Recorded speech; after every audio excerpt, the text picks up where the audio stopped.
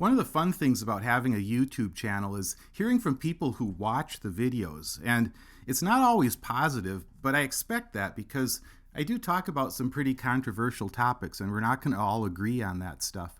But some of the funniest comments come from people who I think sort of reflectively accuse me of bias towards liberals or Democrats. And no matter how clearly I explain myself, it seems to almost break some of these people's brains to hear me say that I was a lifelong conservative Republican and I left the party because of Donald Trump and what the party has become since they embraced him. So I don't feel biased towards Democrats. I feel like I had to work against all of my biases in order to reject the GOP and reject Donald Trump. But I think that the reason it sort of breaks people's brains is that they're caught up in the same sort of thinking that I was years ago, back when I listened to the conservative echo chamber. I've never been unhappier than when I consumed right-wing media. I was feeding my soul poison every day, and I was thinking it's food. And getting free of that poison has had a profound and positive effect on my life. And I feel bad for people who are still in that. One of the main reasons I have this channel is to try to bring life to people who are living in such a dark place, especially the ones who think that they're serving Christ by consuming and repeating these lies from the conservative echo chamber. Now, I was raised in a Republican family with very conservative values, and the first president that I voted for was Ronald Reagan in 1984. And at that time, I think it's fair to say that for a guy in rural Minnesota, most of the media that I had available to me did have a liberal bent to it. There were just far fewer media outlets, so the ones that we had access to had quite a bit of power for shaping public opinion. So I had sort of a resentment against mainstream media from the start. And it was that resentment that people like Rush Limbaugh played to so brilliantly later in my life, but I'll get to that in a minute. In the late 80s, I started to get involved in the pro-life movement, and I actually became a speaker for the movement. I'd get invited into schools and talk to health classes or science classes about those issues. And I felt at that time that the media misrepresented my position, so that only added to my sense of resentment. And around that time, I also started to get a lot more serious about my faith. I had a job driving a delivery van for a while, and I discovered Christian radio while I was out making deliveries. I learned a lot from those radio preachers, and a few of them actually were pretty good. But what I didn't realize until much later was that a lot of them, like for instance, Focus on the Family with James Dobson, were mixing politics with the gospel in a way that now I find really troubling. And the damage that people like James Dobson did to my thinking at that time was to shape my worldview in such a way that, of course, I thought, if I have certain beliefs about Christ or the family or sexual ethics, that I should work hard to make sure that my beliefs get codified into law. But before too long, I got bored with those radio preachers because they were asking me for money all the time and repeating themselves a lot. So I started switching the channel until I discovered Rush Limbaugh.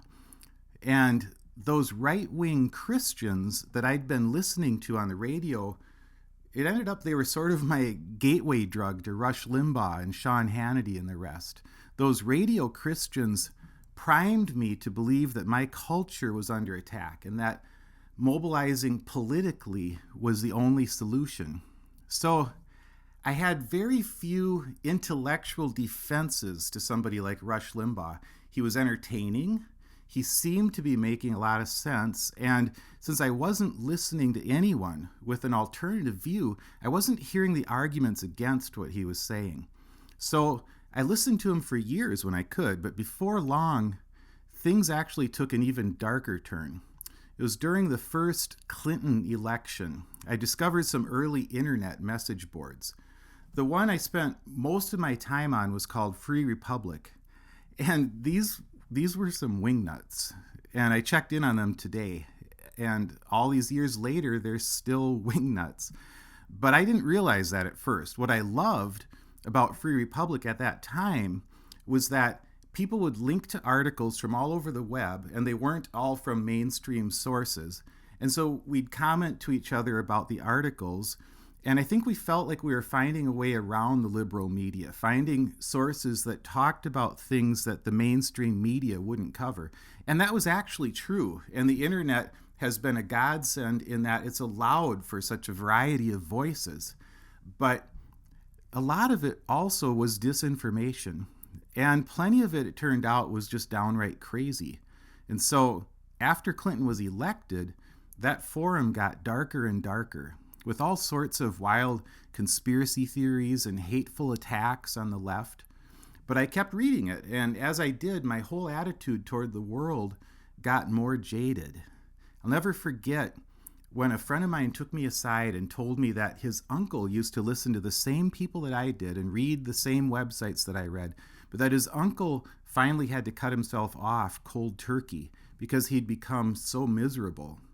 So I listened to what he said, but I didn't act on it right away, because the problem is I thought that I was right, and I thought these people were right, and I thought that being miserable might just be the proper response to how our nation was going to hell.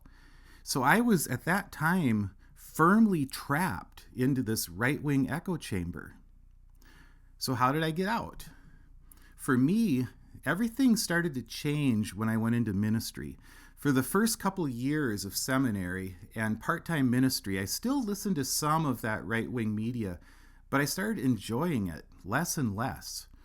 The messages I was hearing weren't lining up with the beauty of what I was discovering in Christ. And I was also starting to minister to people who had very different political views than I did. And I realized that I'd become so biased against their views that it made it hard for me to minister to them in a Christ-like manner. And I knew that that was wrong. And I knew that I never wanted to be that kind of Christian leader. So I had to make a conscious choice one day to do the same thing that my friend's uncle had done. Just cut it all out completely. Just go off conservative media cold turkey. And when I did that, I was amazed at how much happier I started to feel. I mean, at first, I'd wonder if I was missing anything important, but after a while, I just began to care a lot more about all sorts of other things than I did about the knuckleheads in Washington. I started making friends with some very bright people from across the political spectrum. In the inner city church that I planted, we ended up being extremely diverse in our political beliefs. And that church became, for many people, the one safe place that they could go to be friends with folks who disagreed with them on politics. And I think it worked because I, the pastor, had developed a respect for a broad range of views. And I could see how we all needed each other in order to correct our views. So I missed most of the George W. Bush years, and I missed all of the Obama years. And around the presidential elections, I would pay a little bit more attention, just enough to know what was going on. But then I'd duck out again after the election. Now, during this time, I always still voted Republican, but I don't think most of my congregation would have guessed that.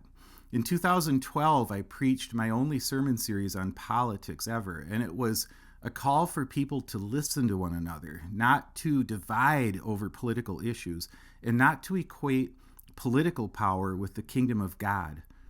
But then, of course, the final change happened in 2016.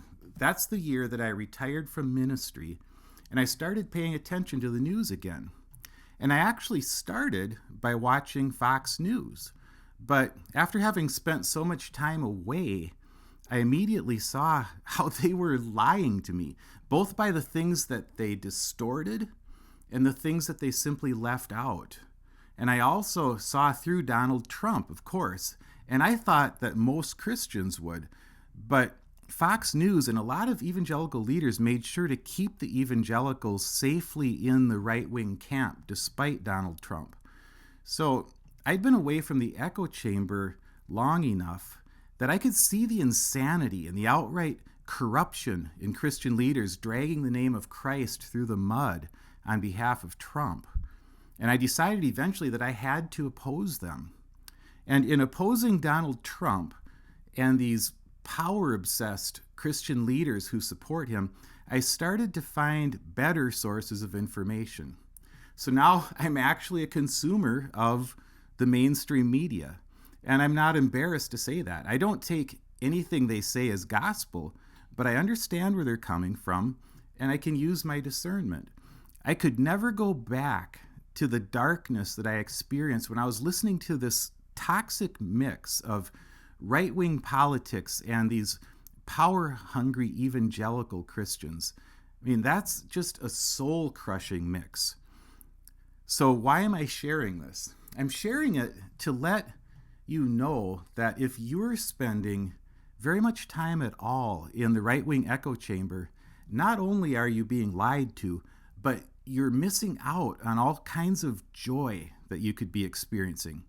It was bad enough long before Donald Trump, but he's made it exponentially more hateful and deceptive because that's his nature and they're taking on his nature. So especially if you're a Christian, there's just nothing good that can come from mixing your faith with the sort of weaponized BS that they're selling. Or maybe you have a family member who's wrapped up in it, and I want to let you know that there's hope that they can break free of it too. But it's like any other drug. You've actually got to stop at some point. In my case, at first, I didn't replace the right-wing echo chamber with other news sources. I replaced it instead with a lot more life-giving pursuits like music and writing and family and church and friends. I mean, there are so many better things to think about than whatever evil tripe Tucker Carlson is spewing on a daily basis. But for myself, once I eventually got detoxified, I was able to start engaging with the political stuff again. But I still have to balance it. I actually can't stand politics, but I knew that I had to get involved in opposition to Donald Trump and the MAGA Christianity because of the terrible damage that it does to Christians and the rest of the nation. So that's what this channel is about. I'm pushing back on the disinformation and the hatred that Trump and the current Republican Party is pushing out there. But if I ever start feeling that darkness creeping into my soul again, even as I fight the darkness of the MAGA movement, I'll know it's time to go for a walk with my wife or read a good book or play with my dog. Because life is too short to let Donald Trump and Tucker Carlson and the rest steal my joy. Thanks for listening.